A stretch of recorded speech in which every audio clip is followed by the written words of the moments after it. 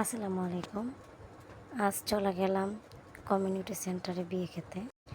আসলে বিয়েটা হচ্ছে দোতলায়, খাওয়া হবে আর ৩ তলাতে মানে বউকে রাখা হবে আর কি। তো প্রথমে দোতলায় গেলাম, গিয়ে দেখতেছি যে দোতলায় খাওয়ার আয়োজন করতেছে। তারপর আস্তে আস্তে উঠলাম ৩ তলায়, সেখানে কনেকে আনা হয় নাই। তো সেখান থেকে আবার দোতলায় নেমে আসলাম, এসে দেখতেছি খুব উড়াদুরা খাওয়া দাওয়া চলতেছে।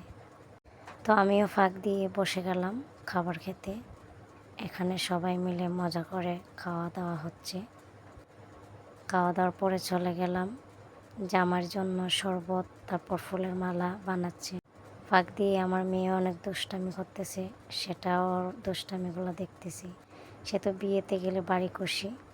ওই ফাঁকে আবার নতুন বর চলে আসছে, আমরা চলে গেলাম বরকে শরবত দিতে। সেখানে বরকে বসাইয়া তারপর সবাই মিলে অনেক মজা মাস্তি করলো। করার পরে বর উঠে সালাম দিতেছে, আমাদের পক্ষ থেকে আমরাও সালাম দিতেছি। তারপর বরকে ফুলের মালা দিয়ে বরণ করা হবে। তো তার জন্য ফুলের মালা হাতে নিয়ে আমরা বসে আছি আর নতুন জামাইকে শরবত খাওয়াচ্ছি। সেও আমাদেরকে খাওয়াচ্ছে, আমরাও তাকে খাওয়াচ্ছি। আসলে দৃশ্যগুলো দেখতে অনেকটাই ভালো লাগে। তারপর ওইখানে শরবত খাওয়া দাওয়ার পরে আমাদের পর্ব শেষ হয়ে গেছে। তারপর আমরা আস্তে আস্তে সেখান থেকে চলে যাব। কিন্তু বরের হাত থেকে টাকা না নিয়ে কী করে যাই বলেন তো? আমরা তো টাকার জন্য খুব জোরাজুরি শুরু করলাম। বরের দুলাভাইরা ছাড়তেছে না, তারপর টাকা দিল। তারপর আমরা গেট ছাড়লাম।